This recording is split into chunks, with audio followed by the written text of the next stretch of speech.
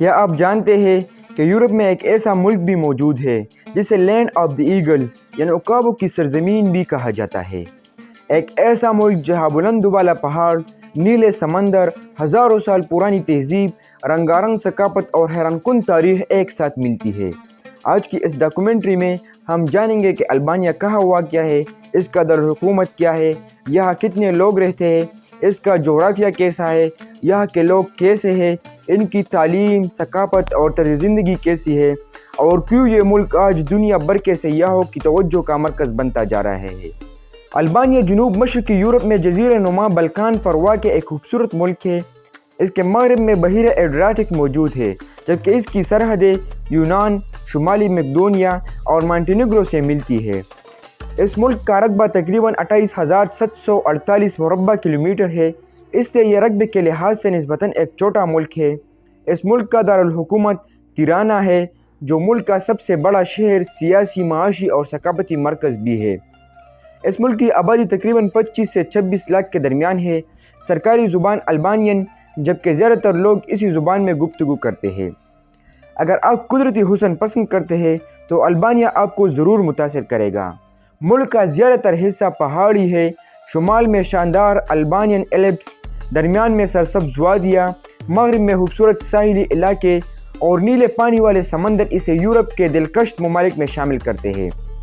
یہاں کا موسم بھی متنوع ہے، ساحلی علاقوں میں بحیرہ روم جیسا معتدل موسم، جبکہ پہاڑی علاقوں میں نسبتاً ٹھنڈا موسم ہوتا ہے۔ البانیہ کے لوگ اپنی مہمان نوازی، خلوص اور خاندان سے محبت کے لیے مشہور ہے۔ زیادہ تر آبادی نسلی طور پر البانین ہے۔ یہاں مختلف مذاہب کے لوگ رہتے ہیں، جن میں مسلمان، رومن کیتھولک اور عیسائی شامل ہیں۔ دلچسپ بات یہ ہے کہ مذہبی ہم آہنگی البانیہ کی ایک بڑی پہچان سمجھی جاتی ہے۔ البانیہ کی ثقافت پر قدیم رومی، بازنطینی اور عثمانی ادوار کے گہرے اثرات ہیں۔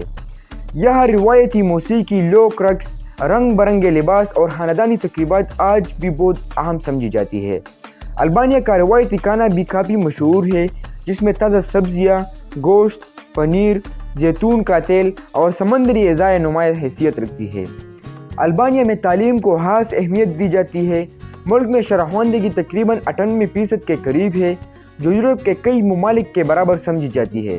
سرکاری اور نجی دونوں طرح کے اسکول اور یونیورسٹیاں موجود ہیں، جبکہ حکومت تعلیم کے معیار کو بہتر بنانے کے لیے مسلسل کام کر رہی ہے۔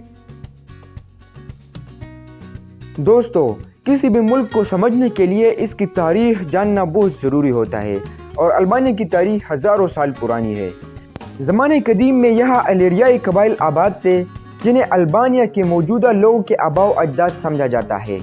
بعد میں یہ علاقے رومی سلطنت کے زیر اثر آئے، پھر بازنطینی سلطنت نے یہاں حکومت کی، اور 15ویں صدی میں عثمانی سلطنت نے البانیہ پر قبضہ کر لیا۔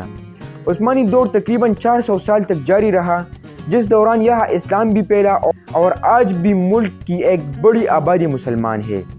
اگر البانیہ کی تاریخ کا سب سے مشہور نام لیا جائے تو وہ سکندر بیگ ہے۔ 15ویں صدی میں انہوں نے عثمانی سلطنت کے خلاف کئی سال تک بہادری سے جنگ لڑی۔ اگرچہ وہ آخر پورے ملک کو آزاد نہ کرا سکے، لیکن ان کی بہادری آج بھی البانیہ کی قومی شناخت کا حصہ ہے۔ 1912 میں البانیہ نے عثمانی سلطنت سے آزادی حاصل کی۔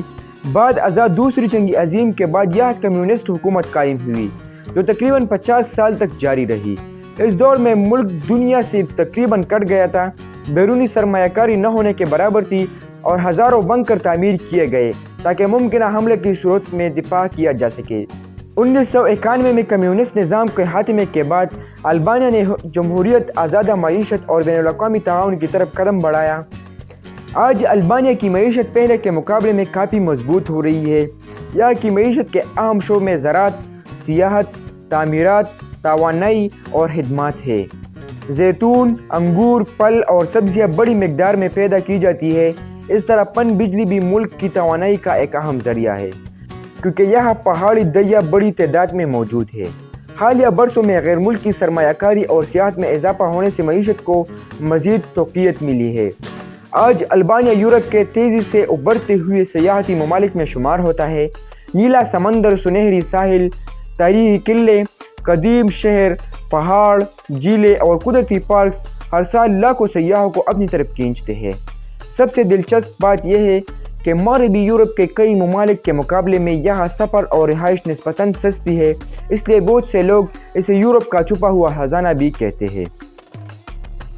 البانیہ میں ایک وقت ایسا بھی تھا جب پورے ملک میں تقریباً 1,70,000 سے زیادہ بنکر تعمیر کیے گئے تھے۔